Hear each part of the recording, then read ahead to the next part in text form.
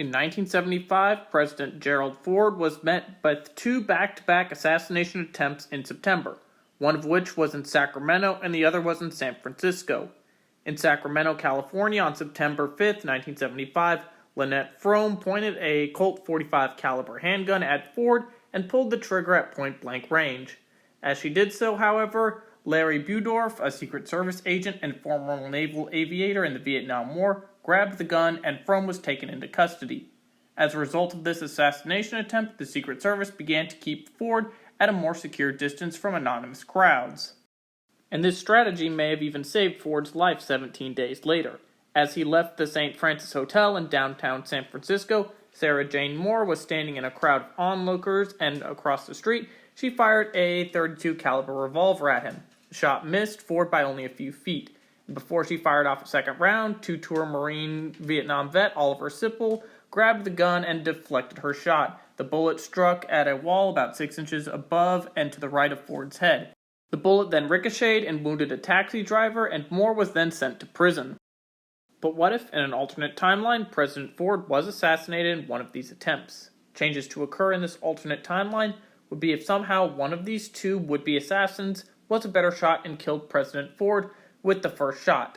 Now that President Ford has tragically been assassinated, what's going to be the immediate effects in this timeline on the United States, 1976 election, and in world affairs? First things first, Vice President Nelson Rockefeller will be sworn in as the 39th President of the United States. President Rockefeller will also have to select a Vice President who will be able to satisfy the conservative wing of the Republican Party in Congress, in contrast with his more liberal stances. With that, I'd say Rockefeller either nominates Donald Rumsfeld or George H.W. Bush for Vice President, as those two had previously been Ford's other options for the job instead of picking Rockefeller. Rockefeller's immediate acts as president would be to, of course, address the nation following Ford's death, then begin to pick up where Ford left off. Regarding domestic spending, there would likely not be too much difference other than the fact that Rockefeller might bail out New York City in 1975, but that's unlikely. Foreign policy-wise, Rockefeller will have to immediately deal with Indonesia's invasion of East Timor, as well as the fact that the Soviets and Cubans were running amok in Africa. Regardless, I really don't think too much is going to change between Ford and Rockefeller in late 1975 and 1976. However, the question is, since Rockefeller is the incumbent president, will he run in the 1976 election? In our timeline, Vice President Rockefeller didn't want to run for office again, as he had run and lost the presidential primaries 3 times. He also had health complications and was getting up there in age. In this alternate timeline, when he is the incumbent president, he might consider changing his mind. However, the 1976 Republican primaries are still ahead of him. The 1976 Republican primaries will see Reagan winning the nomination regardless of whether or not Rockefeller decides to run for his own term. This is because in our timeline, Reagan nearly defeated an incumbent President Gerald Ford, as the party believed that Ford wasn't conservative enough on some elements, and Rockefeller was a liberal Republican, and Republican Party leaders and Ronald Reagan would have eaten Rockefeller alive in the primaries if he had run again.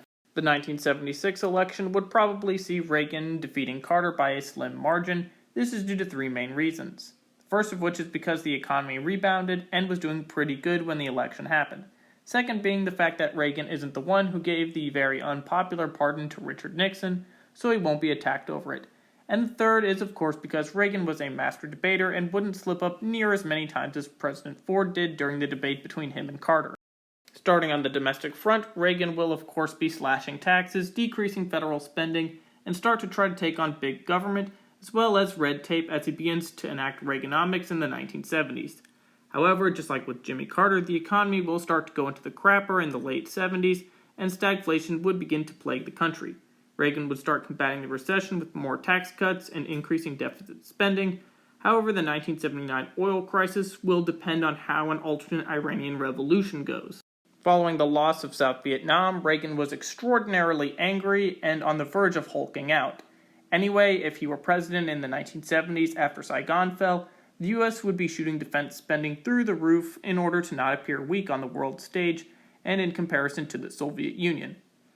But when combined with Reagan's large tax cuts, the deficit spending will also escalate the skyrocketing, which will not look good come re-election season as the economy will suck. but that's going to be one of those in 4 years kind of problems. In terms of the war on drugs, President Reagan is going to escalate crackdowns and increase prison sentences for drug-related crimes.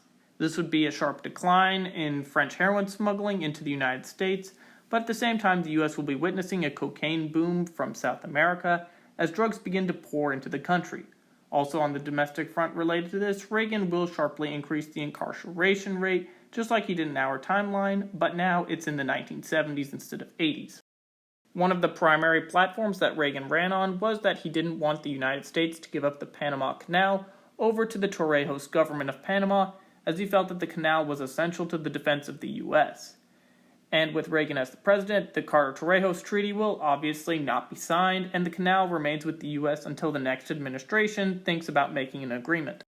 Changes to occur under Iran in comparison to under Carter will of course be a lot more weapon shipments are going to go to Iran, as well as support to aid the Shah's regime. Reagan would want the Shah to crush every whiff of revolution in the late 1970s, as during the oil crisis, the U.S. will depend on Iran's oil. Additionally, the Reagan administration would likely deploy groups to Iran to hinder revolutionary elements within the country. The Shah, or at least a non-revolutionary government, will remain in power in Iran for the time being. With that, the U.S. and Iran will cooperate further into the 70s and possibly beyond. However, just because the Iranian Revolution hasn't happened yet doesn't mean that it might still not occur in the 80s, but that's up in the air in this timeline. But hey, at least for the time being, Iran is in a better place without the Ayatollah for a few more years. However, things may not be entirely peaceful in the Middle East. The question is, though, will the Iran-Iraq war happen over the Shatt al-Arab waterway, which the two countries had been feuding over pretty much since 1937.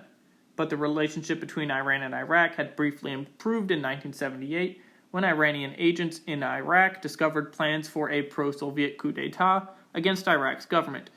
When they informed this plot, Saddam ordered the execution of dozens of his army officers, and in a sign of reconciliation, he expelled from Iraq Ayatollah Khomeini.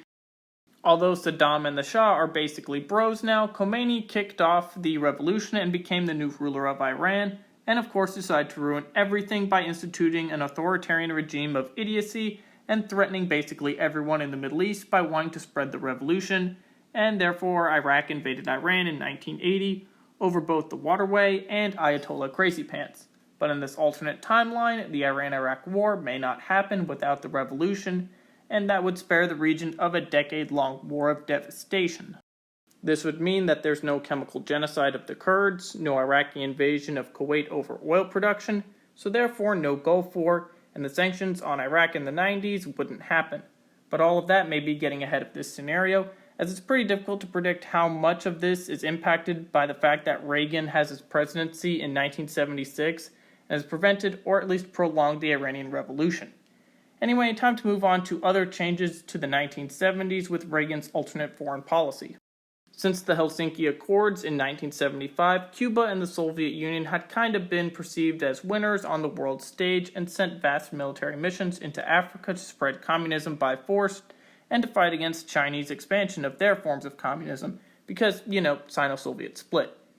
Anyway, Carter didn't really react to this because, the US had a lot of problems at home, but under Reagan, the US will react by sending support to countries facing civil wars against communists despite the fact that Congress is smelling another Vietnam in the works. But, of course, Reagan won't be sending regular troops.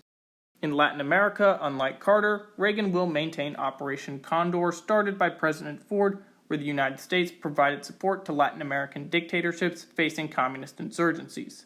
This may prevent the Sandinistas from seizing power in Nicaragua and see the Somoza regime win the Nicaraguan Revolution, but that's a topic that I'm not going to get into very much here because, like most topics in history, it's very complex. The point is that in the 70s, the US will follow the Kirkpatrick Doctrine, where despite the fact that dictators are viewed as authoritarian, they were not seen as totalitarian like a communist regime, so Reagan is providing aid to them against the communists. On facing the USSR, the US will probably stop any notions of ending the arms race after the Soviet invasion of Afghanistan. As the defense budget is significantly increased, there will be more research and development into missiles, guidance systems, and other equipment that the Soviets will also attempt to acquire by increasing their own defense spendings. Reagan will begin to try to outspend the Soviets like he did in our timeline. However, Congress would likely be against him on many issues, especially when the economy takes a massive dump in the late 70s towards the end of his term. The 1980 election sees incumbent President Reagan and Vice President Richard Schweiker face off against Walter Mondale and his running mate, former astronaut John Glenn. Despite Reagan's wit and performance on the debate stage, the poor state of the economy will see Mondale slightly beat out Reagan in this election. The US, and the world for that matter, would be witnessing a very different 1980s to say the least. Reagan has had a single term in office during the 70s, and now Democrats run the show for the 1980s. Although the Iranian Revolution has been delayed and the hostage crisis hasn't happened, the American people don't know what could have been, and Mondale's term will see the economy start to rebound by the end of his first term, and it's too difficult to predict what all will happen in his time as office as so much has changed. But that is all just one possible scenario. What do you think would have happened if President Ford was assassinated in 1975? What other alternate presidencies would you like to see? Write in the comments, and thank you for watching.